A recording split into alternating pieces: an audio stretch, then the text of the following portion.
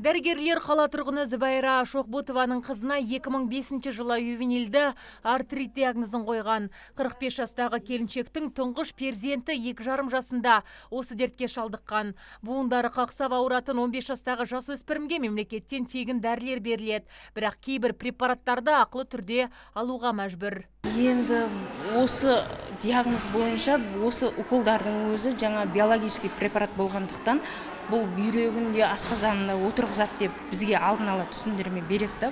Осы асқазанына байланысты аламыз, бүйрегіне аламыз. Оның әрқайсысы 2000-нан 7000-ға дейін алып жүрген кездерім болды да. Осы жер бізге уақытылы тауып беріп жатыр.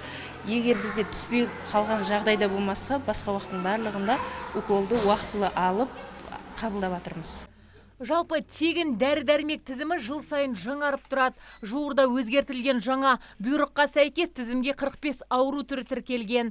Бүгінде осы дәріні беретін маманның жұмысы да жеңілдеп отыр. Өйткені бүгінде денсаулық сақтау саласын цифрлық жүйеге енгізу мақсатында дәрігер нұсқаулығы электронды түрде берілуде. Препараттарды жеткізу жұмысы қазір СК фармация мекемесіне жүктелген. Егер олар кешіктіріп жұмыстарын орындайтын болса, жауаптылар басқармаға бірден хат жолдайды. Дәрілер через СК фармацию бізге керіледі.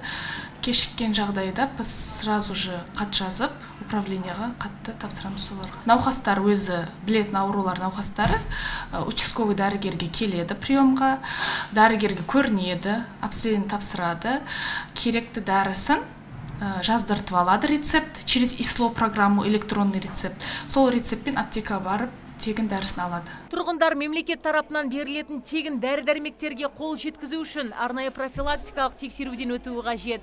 Егер азаматтың денсаулығында кінәрат табылса, онда тиісті дәрігер арнайы тізімге алады. Сөйтіп ақсыз медициналық препарат беріліп отырады. Соңғы ақпарға сәйкес биыл қант диабеті бойынша диспансерлік есепте тұрған қазақстандықтар үшін инсулиннің 22 түрі сатып алынды.